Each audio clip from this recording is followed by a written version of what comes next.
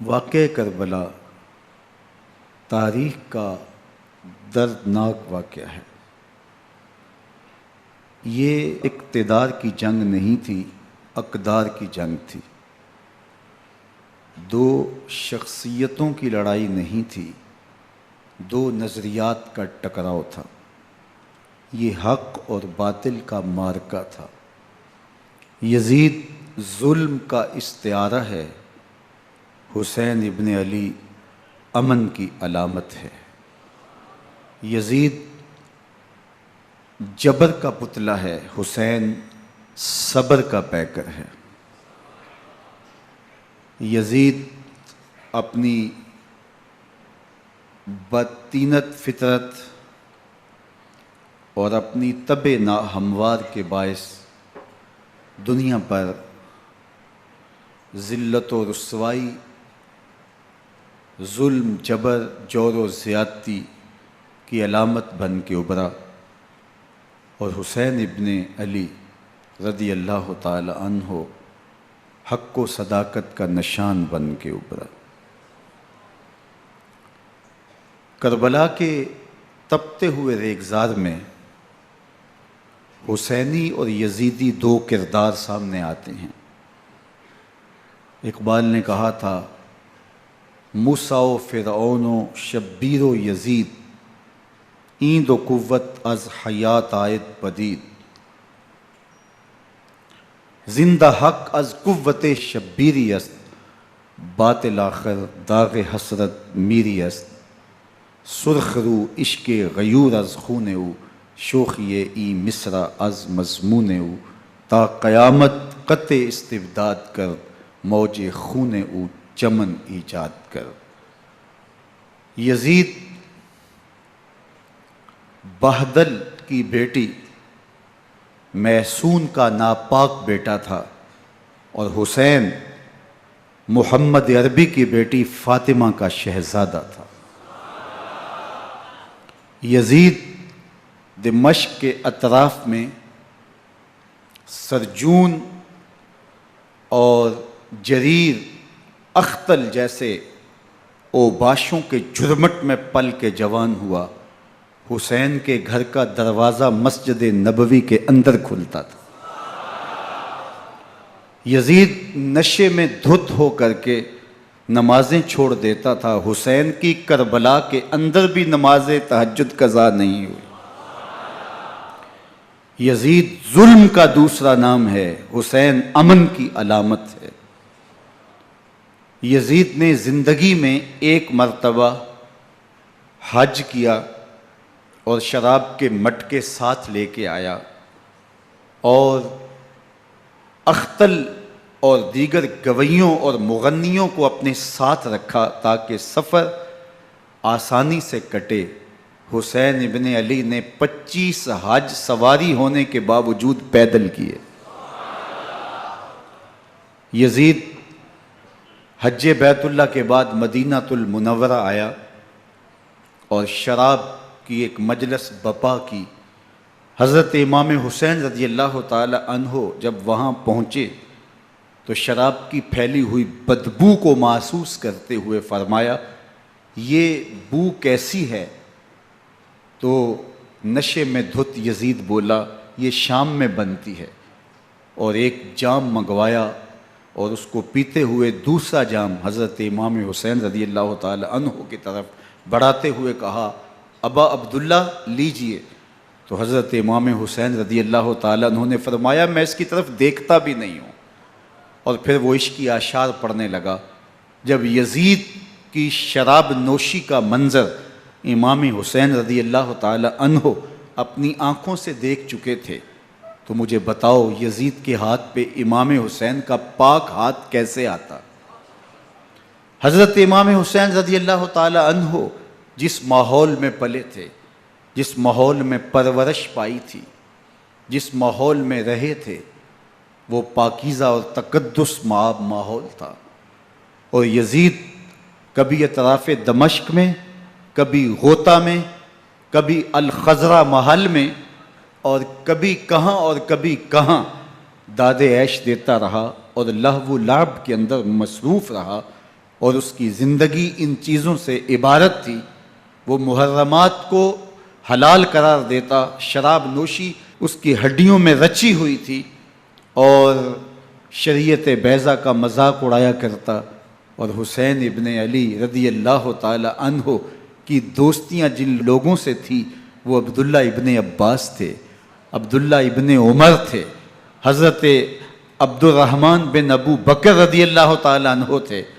یزید تو جوا کھیلتا رہا، یزید تو قمار بازی کرتا رہا، یزید تو شراب نوشی کرتا رہا، اور حسین ابن علی مسجد نبوی کے ممبر میں حضور کے پہلوؤں میں بیٹھتے رہے۔ زمانے نے وہ منظر دیکھا کہ سرخ رنگ کے جوڑے پہنے ہوئے حسنین کریمین حجرہ فاطمہ سے نکلتے ہیں، کم عمری کی وجہ سے کبھی گرتے ہیں کبھی سنبھلتے ہیں، اور آقا کریم خطبہ ارشاد کر رہے ہیں، خطبہ چھوڑ کے حضور نے شہزادوں کو اٹھا لیا۔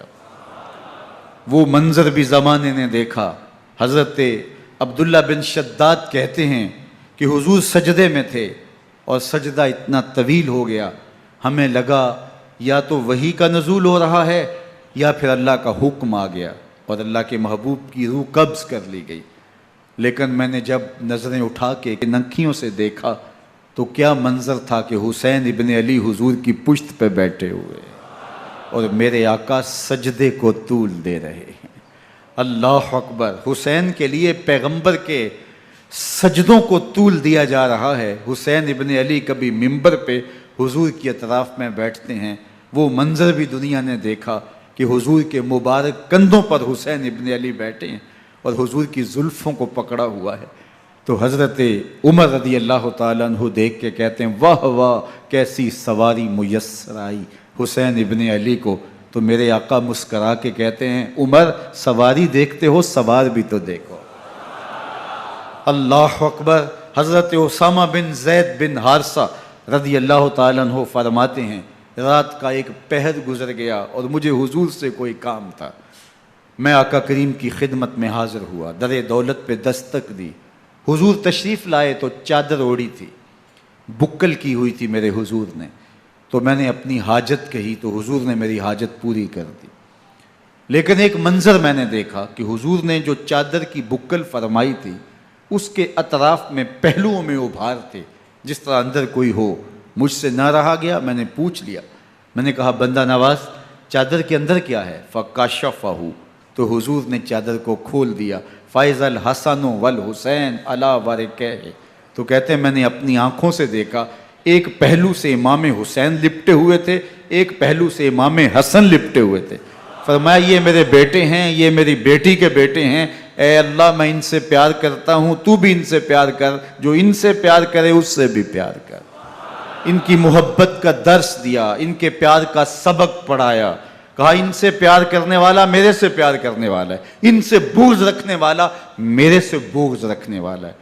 ان کی تکلیف حضور کو بے چین کر دیتی تھی۔ حضرت سیدہ فاطمہ الزہرا رضی اللہ تعالی عنہ کے گھر کے قریب سے گزرے تو حضرت امام حسین کے رونے کی آواز آ رہی تھی، تو آقا کریم علیہ السلام نے فرمایا کہ فاطمہ حسین کو چپ کرواؤ، الا تعلمی ان بقاءہ یوزینی، تو جانتی نہیں حسین کا رونا مجھے دکھ دیتا ہے۔ حسین ابن علی کو حضور رونے نہیں دیتے تھے، ان کو دکھی نہیں ہونے دیتے تھے، کیونکہ رسول اللہ صلی اللہ علیہ وسلم جانتے تھے کہ یہ کتنے دکھ سہے گا، کتنی تکلیفوں سے گزرے گا اور کتنے مصائب سہے گا۔ زمانے نے وہ گھڑیاں بھی دیکھیں کہ حضرت حذیفہ بن یمان رضی اللہ تعالیٰ عنہ فرماتے ہیں کہ میں حضور کی خدمت میں نماز مغرب کی ادائیگی کے لیے حاضر ہوا، اور میں نے یہ اجازت خاص طور پہ اپنی ماں سے اس شرط پہ لی تھی کہ امی آپ مجھے اجازت دیں، میں حضور کی خدمت میں حاضر ہوتا ہوں، مغرب کی نماز بھی ادا کروں گا اور پھر حضور سے عرض کروں گا حضور میرے لیے اور میری ماں کے لیے بخشش کی دعا کر دیجئے۔ ماں نے اس شرط پہ اجازت دے دی اور میں حضور کی خدمت میں آ گیا، نماز مغرب ادا کی، سلام پھرا تو میرے دل میں آرزو تھی میں حضور سے عرض کروں حضور میرے لیے اور میری ماں کے لیے مغفرت کی بخشش کی دعا کر دیں، لیکن حضور عبادات میں ذکر میں نوافل میں ایسے مشغول ہوئے کہ میں آرزو رکھنے کے باوجود بھی عرض نہ کر سکا۔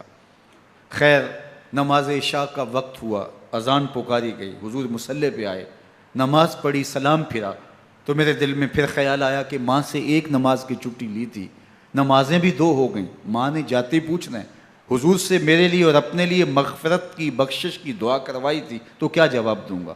اور حضور اٹھے اور کاشانہ اقدس کی طرف چل دیے۔ اب میرے دل میں یہ خیال رہ کے آ رہا تھا کہ ماں کو کیا جواب دوں گا، میں تو حضور سے بخشش و مغفرت کی دعا کروا ہی نہیں سکا۔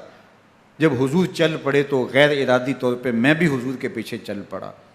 چلنے میں تھوڑی سی رفتار تیز ہو گئی جس سے قدموں کی آہٹ پیدا ہوئی، تو جب آواز پیدا ہوئی تو حضور نے رخ پھیرے بغیر فرمایا من ھذا، میرے پیچھے پیچھے کون آ رہا ہے؟ پھر خود ہی کہا حذیفہ تو نہیں؟ تو میرا دل دھڑک رہا تھا، قلت نعم، میں نے کہا جی حضور میں حذیفہ ہوں۔ فرمایا ما حاجتک غفر اللہ لک ولامک، کیا کام ہے؟ اللہ تجھے بھی بخش دے، تیری ماں کو بھی بخش دے۔ اب جو کام تھا وہ جنبش لب سے پہلے ہی ہو گیا، یہاں تو لفظوں کا سہارا بھی نہیں لینا پڑتا، وہ بند لبوں کی بولیاں بھی سنتے ہیں۔ اقبال بولا ہے فروغت صبح آثار و دہور، چشم تو بی نندائے ما فی الصدور، تیری نظر تو سینوں کے چھپے راز بھی دیکھتی۔ تو کہا ما حاجتوں کا غفر اللہ لک ولامک، اللہ تجھے بخش دے، تیری ماں کی بھی مغفرت کر دے، کیا کام ہے؟ اب جو کام تھا وہ تو ہو گیا۔ تو میرے حضور نے ارشاد فرمایا حذیفہ سنو، ابھی ایک فرشتہ آیا ہے جو اس سے قبل دھرتی پر پہلے کبھی نہیں آیا، آج پہلی مرتبہ اللہ سے اجازت لے کے 2 کام کرنے آیا ہے، ایک تو مجھے سلام کرنے آیا ہے اور دوسرا خوشخبری دینے آیا ہے کہ آپ کی بیٹی فاطمہ جنتی عورتوں کی سردار ہے اور حسن اور حسین جنتی جوانوں کے سردار۔ ایک طرف یزید ناپاک میسون کا پلیت بیٹا، اور ایک طرف محمد عربی کا نواسا، فاطمہ کے دودھ کا اثر، علی المرتضیٰ کے خون کی تاثیر، رسول اللہ صلی اللہ علیہ وسلم کے کندھوں پہ بیٹھنے والا۔ ایک دن حضور نے امام حسین رضی اللہ تعالیٰ عنہ کے ہاتھ پکڑ لیے اور ان کے پاؤں اپنے پاؤں پہ رکھے اور پھر فرمایا بیٹے آگے بڑھو، اور ان کے پاؤں حضور کی پنڈلیوں پہ آئے، پھر کہا بیٹے اور آگے بڑھو، حتیٰ کہ ان کے پاؤں حضور کی رانوں پہ آئے، پھر فرمایا بیٹا اور آگے بڑھو، تو ان کے پاؤں حضور کے مبارک بطن اقدس پہ آئے، پھر بازوؤں کو کھینچ کے اپنے قریب کیا اور حسین ابن علی کے منہ میں اپنی زبان رکھ دی، اور وہ اس طرح چوس رہے تھے جس طرح کھجور چوسی جاتی ہے۔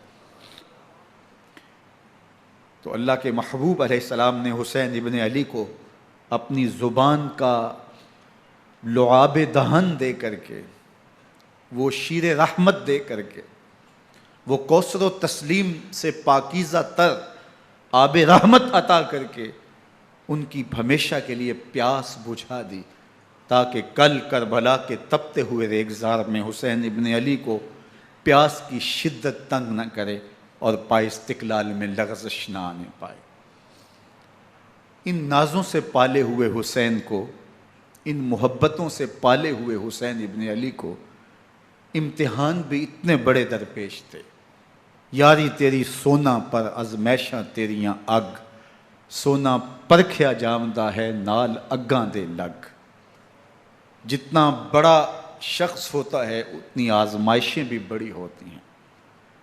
پیغمبر رحمت کی آغوش میں کھیلنے والا، حجرہ فاطمہ کا جانشین، مصلی رسول کا وارث، منبر رسول صلی اللہ علیہ وآلہ وسلم پر حضور کے مبارک پہلو اور گود میں بیٹھنے والا حسین، حضور کی زبان چوسنے والا حسین، حضور کے کندھوں پہ سواری کرنے والا حسین، آقا کریم علیہ الصلوۃ والسلام کے مبارک سجدے کی حالت کے اندر حضور کی پشت پہ کھیلنے والا حسین، جس حسین کا دروازہ مسجد نبوی کے اندر کھلتا تھا اور یزید کی کرتوتوں کے چشم دید گواہ تھے۔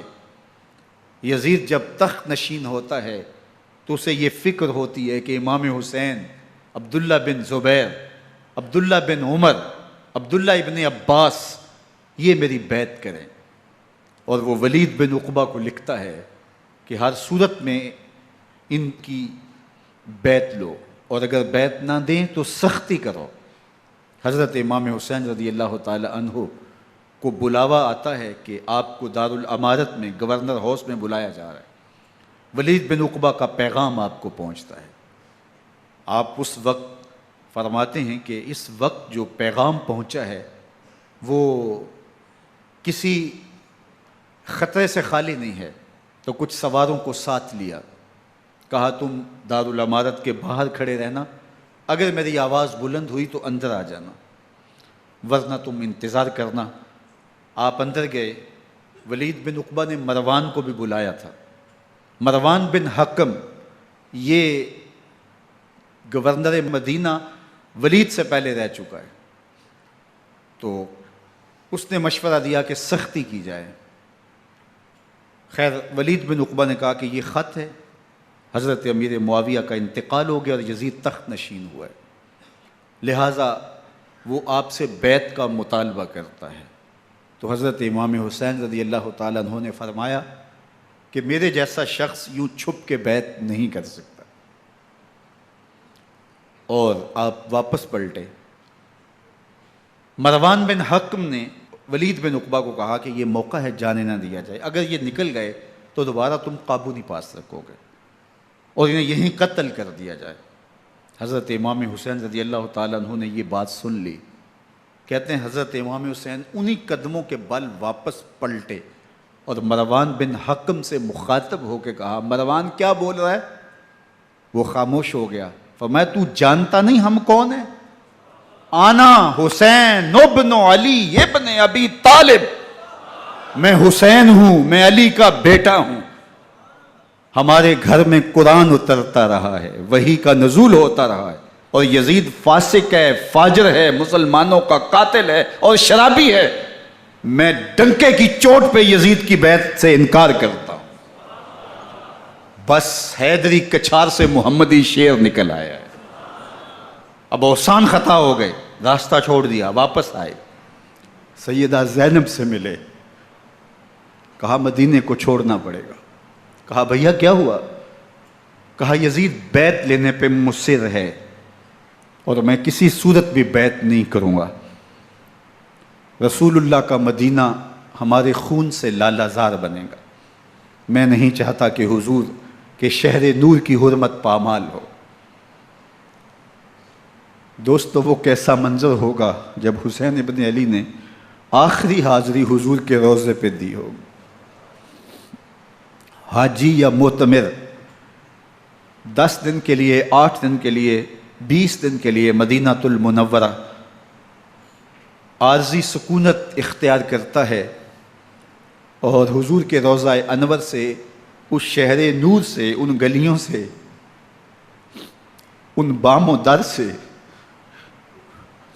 ایسا مانوس ہو جاتا ہے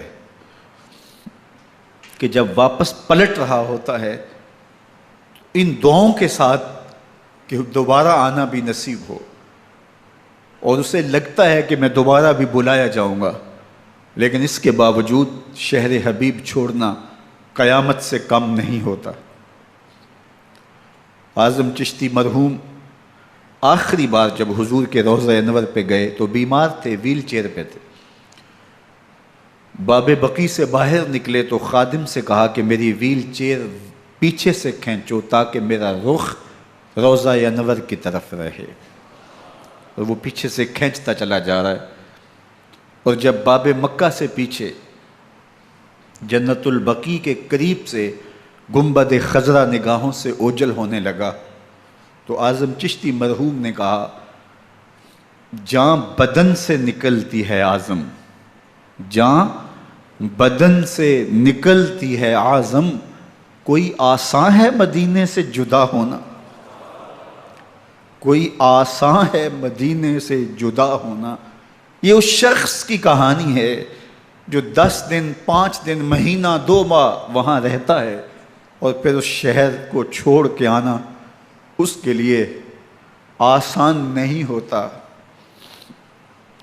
اور مجھے بتاؤ کہ حسین جو پیدا مدینے میں ہوا، جس کے گھر کا دروازہ مسجد نبوی کے اندر کھلتا تھا، جو مسجد نبوی کے اندر پرورش پا کے جوان ہوتا ہے اور مدینے کی گلیوں میں کھیلتا رہا، اس حسین ابن علی کے لیے مدینہ چھوڑنا، اور پھر وہ اس بات کا علم اور شعور رکھتے تھے کہ یہ آخری بار حضور کے در پہ حاضری ہے، دوبارہ اس شہر نور میں نہیں آ سکوں گا، تو کیا قیامت ہوگی اور کیا منظر ہوگا۔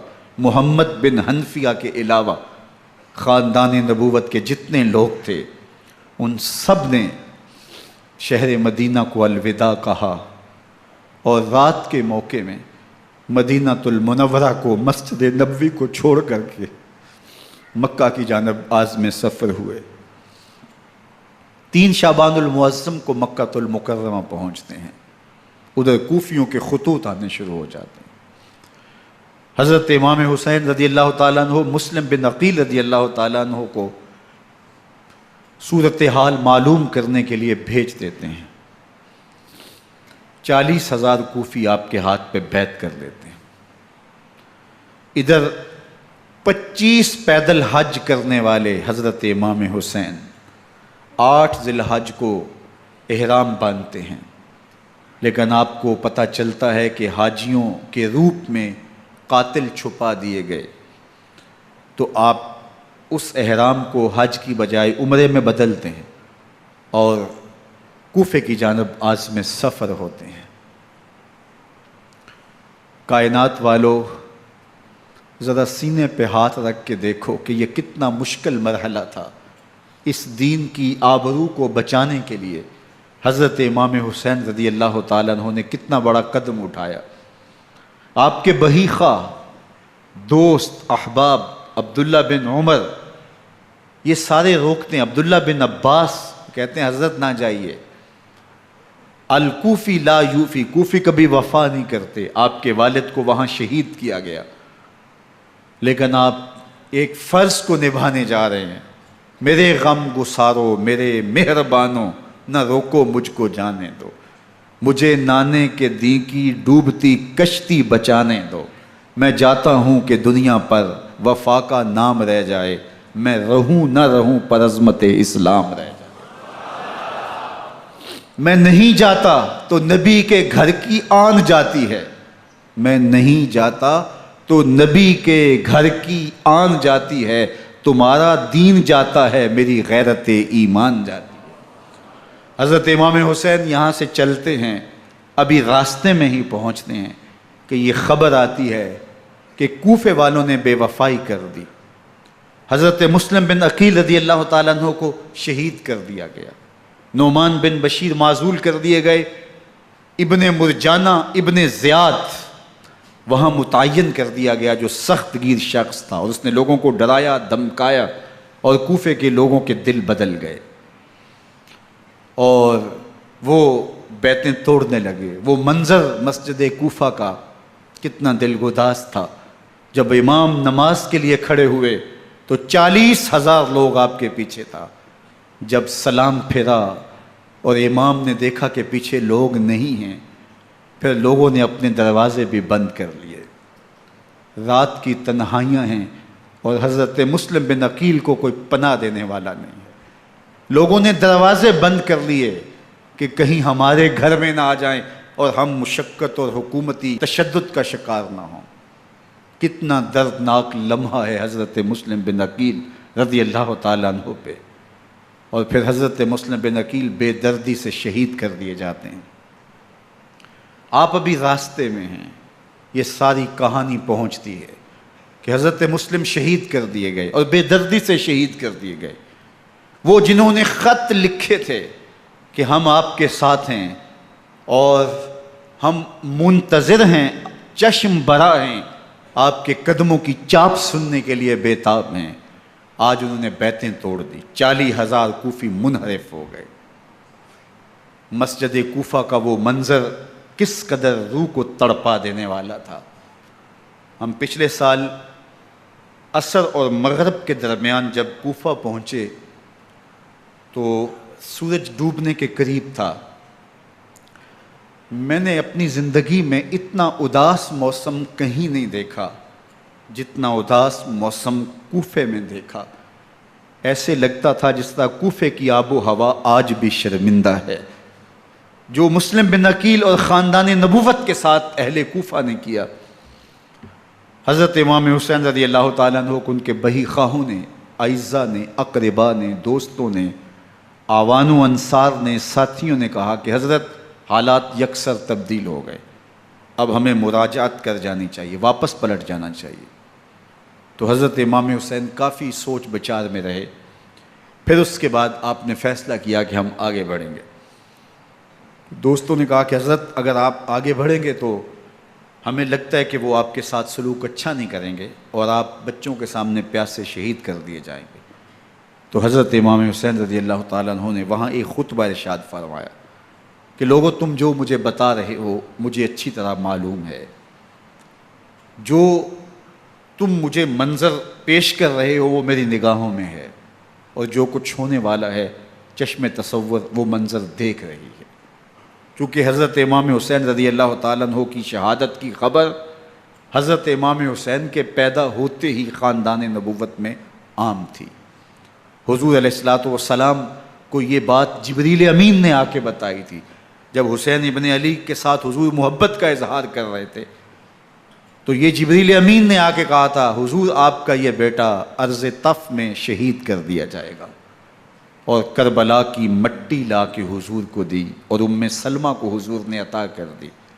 حضرت ام سلمہ کہتی ہیں کہ ایک دن میں سوئی تو خواب دیکھا کہ حضور کے مبارک بال بکھرے ہوئے ہیں اور سخت پریشان ہیں، تو میں نے کہا کہ حضور آپ کی یہ کیا حالت ہے؟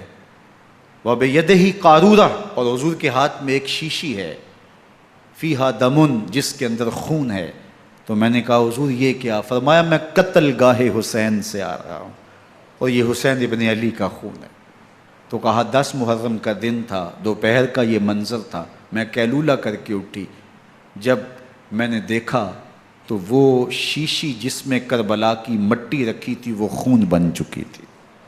تو یہ خبر پہلے دی گئی تھی، یہ بتا دیا گیا تھا۔ فرمایا میرے دوستو جو تم مجھے بتاتے ہو میں اس سے بے خبر نہیں ہوں، یہ سب کچھ ہونے والا ہے، لیکن اس کے باوجود میں کیوں جا رہا ہوں؟ تو آپ کا ایک تاریخ ساز جملہ ہے جو کربلا کے فلسفے کو ہمارے سامنے رکھتا ہے کہ یہ اتنا بڑا امتحان کیوں دیا۔ حضرت امام حسین رضی اللہ تعالیٰ عنہ نے فرمایا وَلَكُمْ فِي أُسْوَةٌ، میں اس لیے جا رہا ہوں قیامت تک ظلم، جبر اور ناانصافی کے خلاف کھڑے ہونے والوں کے لیے کوئی نمونہ تو ہو۔ میری زندگی قیامت تک ظلم، جبر اور استحصالی نظام کے خلاف کھڑے ہونے والوں کے لیے نمونہ ہے۔ تو حضرت امام حسین رضی اللہ تعالیٰ عنہ نے حق اور باطل کے درمیان ایک سرخ لکیر کھینچ دی اپنے خون سے۔ اب حق اور باطل کا امتیاز کرنا مشکل نہیں ہے، کوئی باطل پہ اڑا رہے تو الگ بات ہے، لیکن امتیاز کرنا مشکل نہیں ہے۔ حدود بالکل واضح کر دیں۔ اقبال نے یہاں کتنی خوبصورتی کے ساتھ اس مضمون کو نبھایا۔ سرخ رو عشق غیور از خون او، شوخی این مصرع از مضمون او، تا قیامت قطع استبداد کر، موج خون او چمن ایجاد کر۔ ایک جہاں آباد کر دیا، حق اور باطل کی راہیں اجال دی۔ اب لوگوں کو یزید کا چہرہ پہچاننے میں دیر نہیں لگتی، وقت کے ہر یزید کا چہرہ آسانی سے پہچانا جا سکتا ہے۔ یہ معرفت زمانے کو کروائی کس نے؟ حسین ابن علی نے کروائی رضی اللہ تعالی عنہ۔ تو حضرت امام حسین نے فرمایا کہ جو میرے ساتھ ہونے والا ہے میں اچھی طرح جانتا ہوں، لیکن میں اس کے باوجود آگے بڑھوں گا۔ پھر بڑھے اور کربلا میں جا کے خیمہ زن ہو گئے۔ 7 محرم کو پانی بند کر دیا گیا، پانی بند ہوا تو کھانا بھی میسر نہیں تھا، لیکن ذکر پانی کا ہوتا ہے اس لیے کہ کھانے کے بغیر انسان کئی دن کاٹ لیتا ہے، لیکن پانی کے بغیر گزر نہیں ہوتی۔ تو فرات کی نہر سامنے اپنی موجوں کے ساتھ چمک رہی ہے، لیکن ایک قطرہ آب بھی آل رسول کو نہیں دیا جا رہا۔ کائنات کے اندر ایسے انوکھے امتحان بھی ہوتے ہیں۔ وارث ہوں ساقی کوثر کے، مالک ہوں حوض کوثر کے، اور بیٹے ہوں ساقی کوثر کے، اور آج ایک بوند پانی کی بھی میسر نہ ہو۔ صبر کا امتحان ہے، عزیمت کا امتحان ہے۔ حضرت امام حسین رضی اللہ تعالیٰ عنہ خیمہ زن ہو گئے۔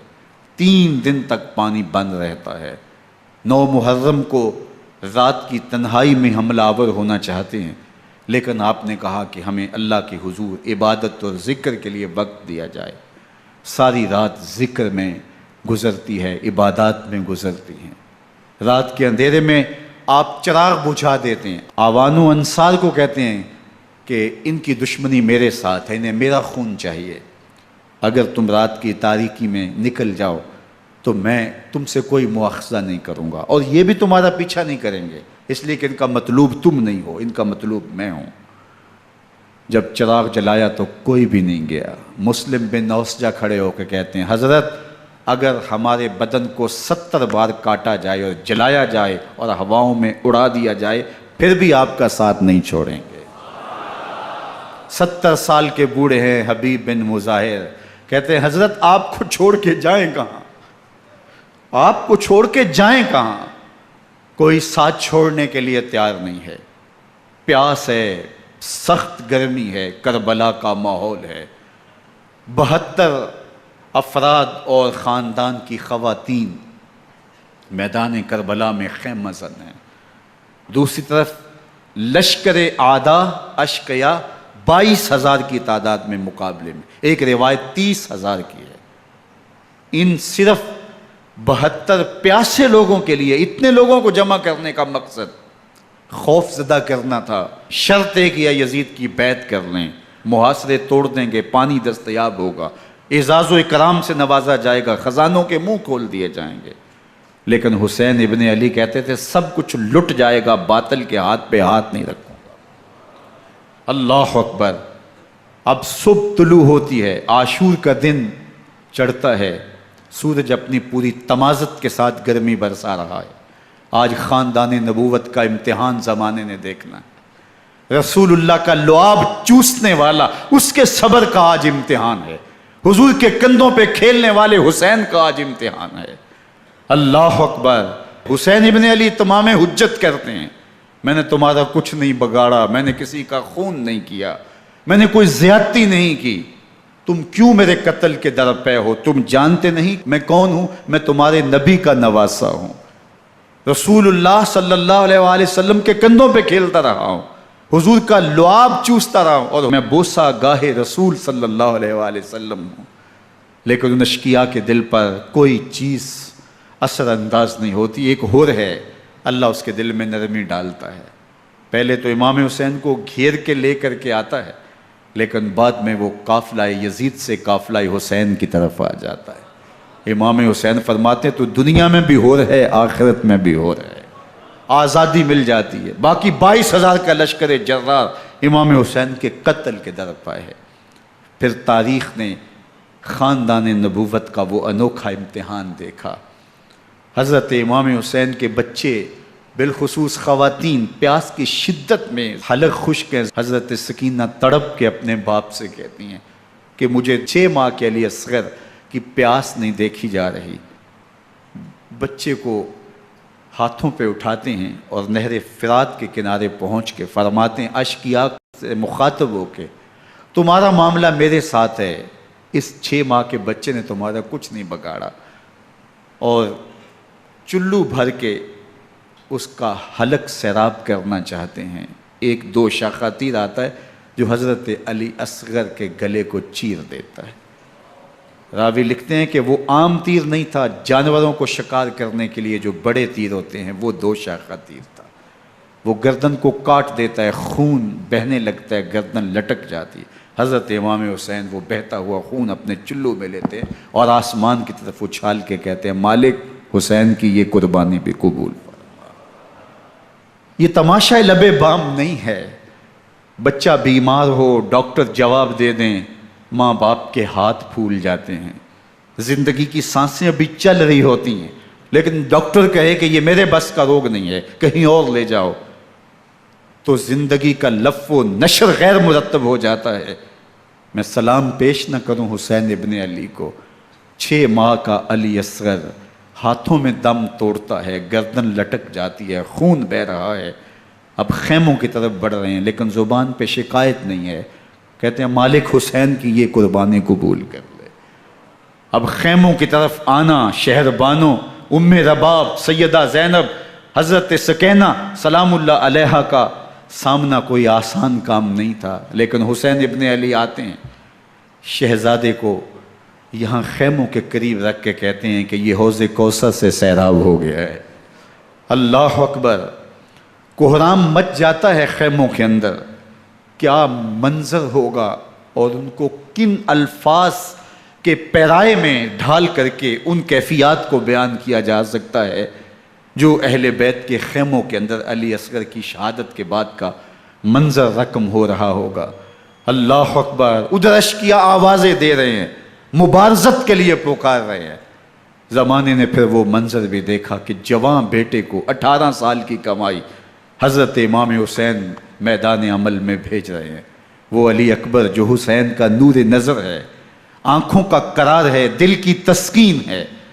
اور پھر حضرت علی اکبر جب گھوڑے کی زین سے فرش زمین پہ گرتے ہیں تو باپ کو آواز دیتے ہیں، اور حضرت امام حسین جو ہے وہ آگے جا کے بیٹے کی لاش اٹھاتے ہیں۔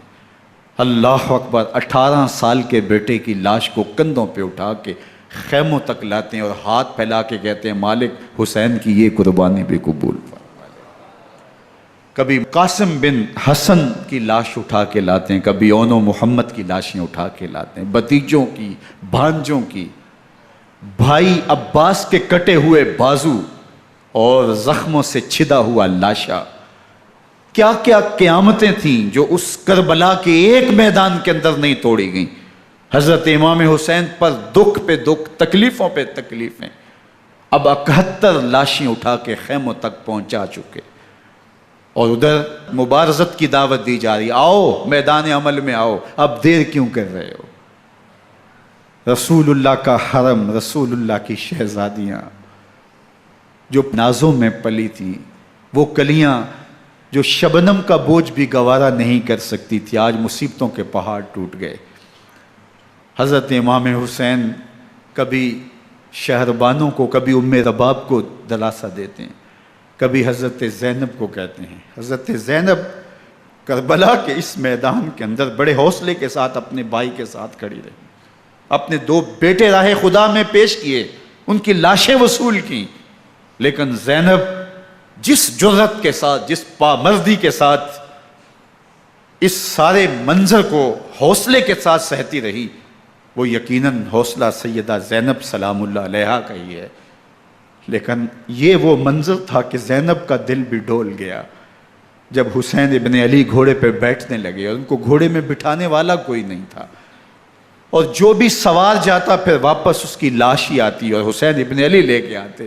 آج حسین ابن علی جا رہے ہیں، زندگی کا سارا سرمایہ لٹ رہا ہے، حضرت زینب سلام اللہ علیہا سنبھل نہیں رہی۔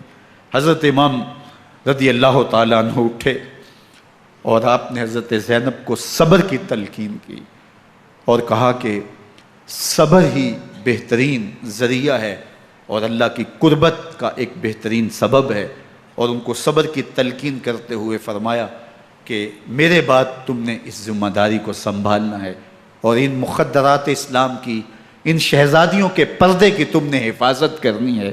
اور پھر گھوڑے کی زین کس کے امام حسین لشکر اشکیا کی طرف بڑھتے ہیں۔ اب خیموں سے سسکیوں کی آواز آ رہی ہے، ان کا سردار، ان کا تاجدار آج سب کو چھوڑ کے کربلا کے میدان کی طرف بڑھ رہا ہے۔ جرم کیا کیا، قصور کیا کیا، اس نے کیا زیادتی کی کہ آج نیزوں اور انیوں کے مقابلے میں 22,000 کا لشکر حضرت امام حسین پہ ٹوٹ پڑتا ہے۔ آپ پھر اتمام حجت کرتے ہیں، میں نے کسی کو قتل نہیں کیا، خون ناحق نہیں بہایا، میرے خون کے درپے کیوں ہو، اپنی آخرت کیوں برباد کرتے ہو، تم جانتے نہیں میں کون ہوں، میں تمہارے نبی کا نواسا ہوں۔ لیکن ابن زیاد کہتا ہے مقابلے میں آؤ۔ پھر حضرت امام حسین رضی اللہ تعالیٰ عنہ مقابلے میں آتے ہیں، اور جب گھوڑے کو ایڑ لگا کے دشمن اشقیاء پہ ٹوٹتے ہیں تو پھر ایسا منظر ہوتا ہے کہ وہ بھیڑ بکریوں کی طرح آگے بھاگتے ہیں۔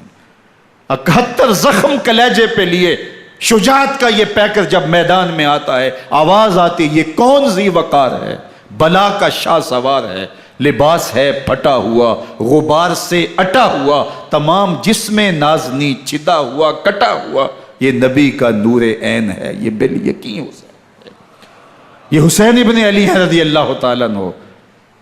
پھر چاند بادلوں میں گھر جاتا ہے، شامی غنڈے تیر برساتے ہیں، تلواروں سے آپ کے بدن پر ضربیں لگاتے ہیں اور نیزوں سے آپ کے بدن کو پرو دیتے ہیں۔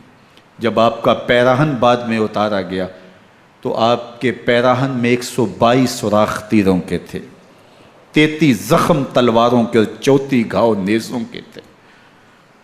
جب گھوڑے کی زین سے فرش زمین پر آئے، بدن چھلنی تھا، زخم زخم سے خون بہ رہا تھا، 3 دن کا پیاسا حسین، اللہ اکبر، بدن زخموں سے چور، 71 لاشیں کلیجے پہ لیے، مخدرات اسلام کے پردے کا خیال دل میں الگ ہے، لیکن گھوڑے کی زین سے جب فرش زمین پہ امام حسین آتے ہیں، زبان پہ ہائے نہیں، نالا و شیون نہیں، چیخ و پکار نہیں، آتے ہی پیشانی سجدے میں رکھتے ہیں اور پکارتے ہیں اللہم ردن بقضائک وصبرن علی بلائک تسلیما لامرک سبحان ربی الاعلی۔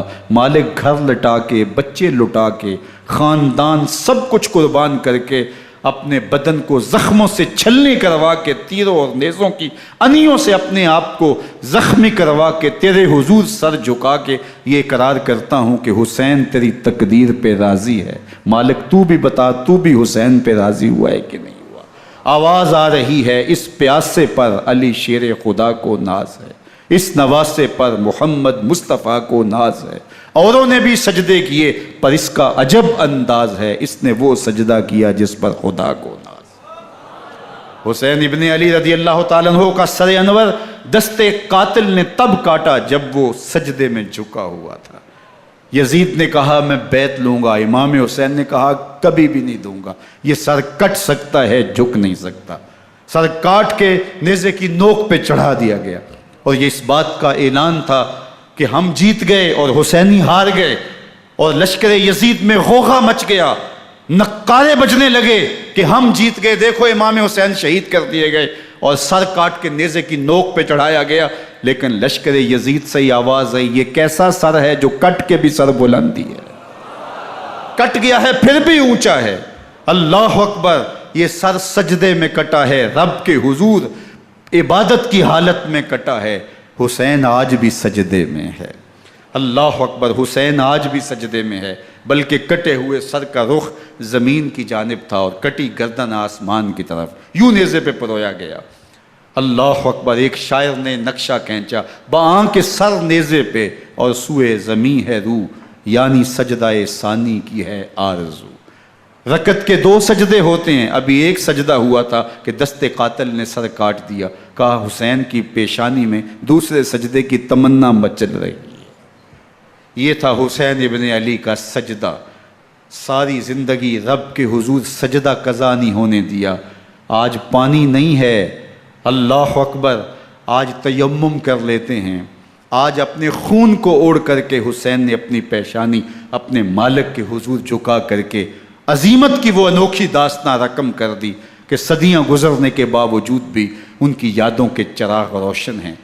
جب حضرت امام حسین اور دوسرے آیان و انصار کو شہید کر دیا گیا تو ان کے سر نیزوں کی نوک پہ چڑھا دیے گئے، حضرت امام حسین کا کٹا ہوا سر اور باقی 71 افراد کے کٹے ہوئے سر نیزوں کی نوک پہ، اور 10 سواروں کو ابن سعد نے کہا کہ ان کو رون دو، اور گھوڑوں کی ٹاپوں تلے حضرت امام حسین رضی اللہ تعالیٰ عنہ اور ان کے آوان و انصار کو جو ہے وہ روندا گیا، حتیٰ کہ ان کی استخوان مبارک، ان کی ہڈیاں بھی چور چور ہو گئیں۔ روننے سے قبل ان کا لباس اتار لیا، ان کے کپڑے اتار لیے گئے، اللہ اکبر، کیسی دردناک گھڑیاں تھیں۔ یزید کا صرف یہی بد کرداری کا مرحلہ نہیں تھا، اس کربلا کے صحرا کے اندر یزید نے جس طرح امام حسین رضی اللہ تعالیٰ عنہ کو شہید کیا اور حضرت امام حسین کے خاندان کو شہید کیا، جب مدینہ المنورہ پر یزید نے مسلم بن عقبہ کو مقرر کیا، جس کو بزرگوں نے مصرب بن عقبہ کہا ہے، تو اس کو کہا 3 دن تک مدینے کا حرم تمہارے لیے حلال ہوگا، جو چاہو تم کرنا، اور شامی فوجوں کو اجازت ہوگی۔ تو وہاں بھی انہوں نے 10,000 تابعین اور 700 صحابہ کو شہید کیا۔ حضرت ابو سعید خدری رضی اللہ تعالیٰ عنہ گھر سے باہر نکلے، کافی بوڑھے ہو چکے تھے، تو انہوں نے حضرت ابو سعید خدری کو پکڑ لیا، کہا تم کون ہو؟ کہا مجھے ابو سعید خدری کہتے ہیں۔ تو کہا ہاں تمہارا نام سنا ہے، اور داڑھی سے پکڑ کے کھینچا اور کہا کہ ہے تمہارے پاس جو ہمیں دو؟ تو کہا کہ میرے پاس تو کچھ بھی نہیں، میں تو فقیر آدمی ہوں۔ تو ان کے گھر ان کو لے گئے، تو 2 کبوتر رکھے تھے حضرت ابو سعید خدری نے، تو وہ کبوتر لوٹ کے لے گئے۔ اللہ اکبر۔ حضرت ابن سنان رضی اللہ تعالیٰ عنہ کو، جو حضور کے علم بردار تھے فتح مکہ کے دن، ان کو ستو پہلے پلائے اور پھر ان کی گردن کاٹی گئی، اور کہا یہ ہے وہ ستو جو تم زندگی میں آخری بار پیو گے۔ ایک گھر میں داخل ہوئی شامی فوج، تو ایک خاتون کے ابھی بچہ پیدا ہوا تھا، اور قابلہ نے، دائیا نے، وہ بچہ ماں کی چھاتی پہ لٹایا، اور وہ ماں کا پہلا دودھ پی رہا تھا۔ تو یہ جا کے کہنے لگے نکالو تمہارے پاس جو کچھ ہے۔ تو اس خاتون نے کہا تم جانتے ہو یہ بچہ کون ہے؟ تو انہوں نے کہا ہم نہیں جانتے۔ کہا یہ حضرت ابن ابی کبشہ انماری رضی اللہ تعالیٰ عنہ کا بچہ ہے، اور یہ وہ صحابی ہیں کہ جو بیت الشجرہ کے موقع پہ حضور کے ہاتھ پہ بیعت کرتے ہیں۔ انہوں نے اس چیز کا لحاظ نہ کیا کہ جو کچھ ہے وہ ہمیں دو، ورنہ تیرے بچے کو نہیں چھوڑیں گے۔ تو ماں بچے سے مخاطب ہو کے کہتی ہے، ابھی بچہ پیدا ہوا ہے اور ماں سے پہلا دودھ پی رہا ہے، کہ بیٹے اگر میرے پاس کچھ ہوتا، وہ قیمتی سے قیمتی چیز بھی ہوتی، تیری جان کے لیے قربان کرتی، لیکن اس وقت میرے پاس کچھ ہے نہیں۔ تو ایک شکی آگے بڑھا اور بچے کو ایک ٹانگ سے پکڑ کے کھینچ کے دیوار کے ساتھ پٹک کے مارا، جس سے دماغ کا بھیجا نکل گیا۔ کیا کیا زیادتیاں نہیں کی۔ 700 صحابہ حرہ کے واقعہ میں شہید کیے یزید نے، اور 10,000 تابعین شہید کیے۔ مسجد نبوی میں ممبر رسول کے ساتھ گھوڑے باندھے، اور وہ ممبر رسول اور مصلی رسول کے قریب لید کرتے رہے۔ حضرت سعید عبد المسیب فرماتے ہیں میں نابینا تھا اور حضور کے روضہ انور کے پاس بیٹھا تھا، اور یزید کے سپاہی آتے، جو بھی مسجد میں نظر آتا پکڑ کے لے جاتے، مجھے نابینا سمجھ کے چھوڑ دیتے، لیکن میں پریشان تھا کہ ظہر کا وقت ہوگا، عصر کا وقت ہوگا، مغرب عشاء کا وقت ہوگا، نہ اذان، نہ اقامت، نہ جماعت، تو کیسے مجھے پتہ چلے گا کہ نماز کا وقت ہو گیا، اور کیسی میری نمازوں کا کیا بنے گا؟ میں اس فکر میں بیٹھا تھا۔ لم ازل اسمع الاذان والاقامت من قبر رسول اللہ صلی اللہ علیہ وآلہ وسلم۔ فرماتے ہیں جب بھی پھر نماز کا وقت آیا، گنبد خضرا سے اذان کی بھی آواز آئی، اقامت کی بھی آواز آئی۔ 3 دن تک مسجد نبوی کے اندر گھوڑے بندے رہے، اور مدینہ کی حرمت پامال کی۔ مدینہ کے گھروں کے اندر یہ بدکماش داخل ہوئے، اور جو بدکاریاں انہوں نے کی کلیجہ منہ کو آتا ہے۔ 1002 شیزائیں ان بدکاروں کی بدکاریوں کی وجہ سے کنواری حالت کے اندر حاملہ ہوئی۔ 3 دن تک مدینے کا حرم انہوں نے پامال کیا، اور پھر مکہ المکرمہ میں کعبہ اللہ پر گولے برسائے، اور کعبہ کا غلاف جل گیا۔ وہ تو یزید مر گیا، اور حضرت عبداللہ ابن زبیر رضی اللہ تعالیٰ عنہ نے اپنی خلافت کا اعلان کیا۔ یزید کے یہ کرتوت تھے، ادھر اہل مدینہ کو ستایا، ادھر اہل مکہ کو ستایا، اور رسول اللہ صلی اللہ علیہ وسلم کے خانوادے کی بے حرمتی اور توہین کی۔ نہ صرف انہیں قتل کیا گیا، ان کی لاشوں پہ گھوڑے دوڑائے۔ ابن سعد اور شمر جو ہے وہ خیموں میں داخل ہوا، اور مخدرات اسلام کی چادریں چھیننے کی کوشش کی۔ حضرت زینب سلام اللہ علیہ نے مخاطب ہو کے کہا ہمارے چہرے کے رکھوالے چلے گئے ہیں، ظالم تو خیال نہیں کرتا ہم رسول اللہ کی بیٹیاں ہیں۔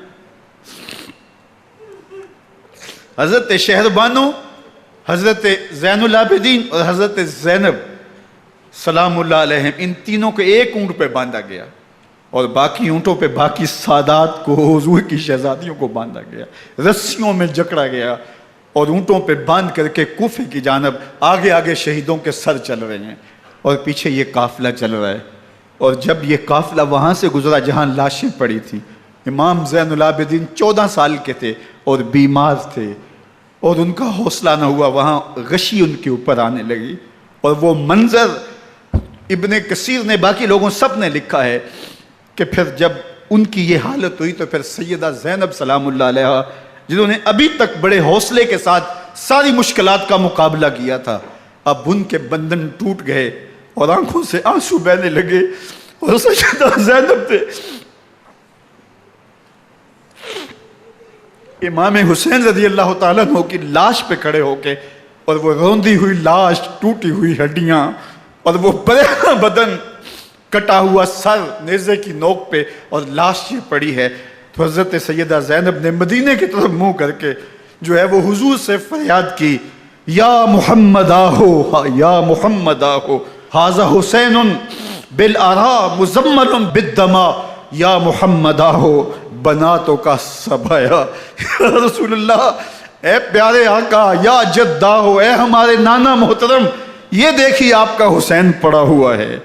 بدن سے کپڑے اتار لیے گئے، خاک ہوائیں اڑا رہی ہیں، اور اس کے اوپر چادر جو ہے وہ مٹی کی پڑ گئی ہے. حضور آپ کی اولاد کاٹ دی گئی، اور پھر کہا بناتوں کا سبایا. حضور دیکھیے آپ کی بیٹیوں کے ہاتھ باندھ دیے گئے ہیں، اونٹوں پہ کس دیا گیا ہے، سر شہیدہ آگے آگے چل رہے ہیں، اور حضرت سیدنا امام حسین کا آگے آگے سر ہے. راستے کے اندر ایک جگہ آئی، رات گزری اور ان کو اتارا گیا. رات کا موقع تھا، ایک خاتون آئی اور اس نے کوئی کھانا پیش کیا ان کو، اور کہا کہ میں کسی زمانے میں حضرت سیدہ فاطمہ تو زہرا کی نوکری کیا کرتی تھی، ان کی لونڈی تھی، ان کی کنیز تھی، اور آج مجھے پتہ چلا کہ آپ لوگ گزر رہے ہیں، تو میں نے کہا کہ میں اپنی مخدومہ کے خاندان کی خدمت کروں. اور پھر اس نے کہا کہ اس وقت سیدہ کی گود میں ایک 6-7 ماہ کی بچی تھی جس کو زینب کہا کرتے تھے. تو سیدہ زینب نے کہا کہ اماں اگر پہچانتی ہو تو وہ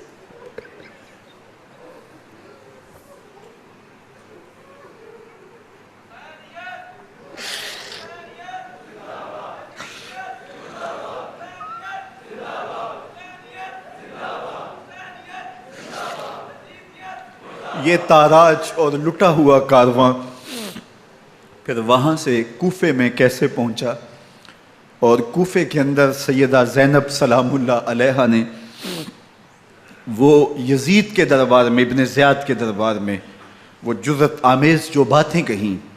اللہ اکبر، زینب کی زبان میں علی کی خطابت بول رہی تھی، اور پھر دشمن اور دوست سارے رونے لگے، اور وہ کیا دل گداز منظر تھے.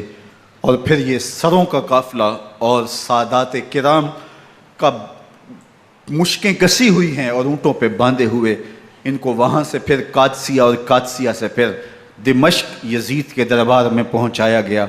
اور وہاں سے یہ لٹے ہوئے خانمہ برباد تاراج لوگ مدینہ المنورہ میں کیسے پہنچے، اور اہل مدینہ نے کیسے استقبال کیا، اور وہ منظر کتنا دلگداز تھا جب اہل مدینہ زینب سے پوچھتے تھے زینب حسین کہاں ہے.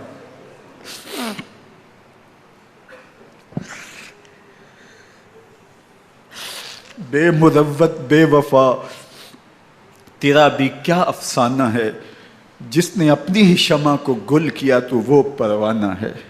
اپنے پیغمبر کے شہزادوں کو اور اپنے پیغمبر کی شہزادیوں کو جو دکھ اس امت نے دیے، یہ کائنات کی ایک انوکھی داستان ہے. اللہ ہمیں اسوہ شبیری پہ عمل کی توفیق عطا کرے اور ان کے نقوش پاک کی برکتیں دے. اہل بیت کی محبت ہماری روحوں میں جذب کر دے، اور جس عظیمت کے ساتھ، جس حوصلے کے ساتھ انہوں نے دکھوں کو جھیلا، جو دہکتی آگ کے شعلوں پہ سویا وہ حسین، جو جواں بیٹے کی میت پر نہ رویا وہ حسین، جس نے سب کچھ کھو کے کچھ نہ کھویا وہ حسین، مرتبہ اسلام کا جس نے دوبالا کر دیا، خون نے جس کے دو عالم میں اجالا کر دیا، جو کہ سوزے غم کو سانچے میں خوشی کے ڈھال کے مسکرایا موت کی آنکھوں میں آنکھیں ڈال کے. اے حسین ابن علی تم پر سلام، نازش آل نبی تم پر سلام. ذرا میرے ساتھ یہ پڑھ لیجئے، اے حسین ابن علی تم پر سلام، نازش آل نبی تم پر سلام، تم پہ لاکھوں رحمتیں لاکھوں سلام. اے شہیدان محبت کے امام، لالا گوں لالا بدن لالا کفن، اے چمن اندر چمن اندر چمن، زندگی ہی زندگی تیری حیات اے حیات اندر حیات اندر حیات، افتخار ملت بیضا ہے تو، رب کعبہ کی قسم یکتا ہے تو، فخر کا دل میں دریچہ باز کرنا چاہیے، جن کا تو آقا ہے ان کو ناز کرنا چاہیے۔ وآخر دعوانا ان الحمد للہ۔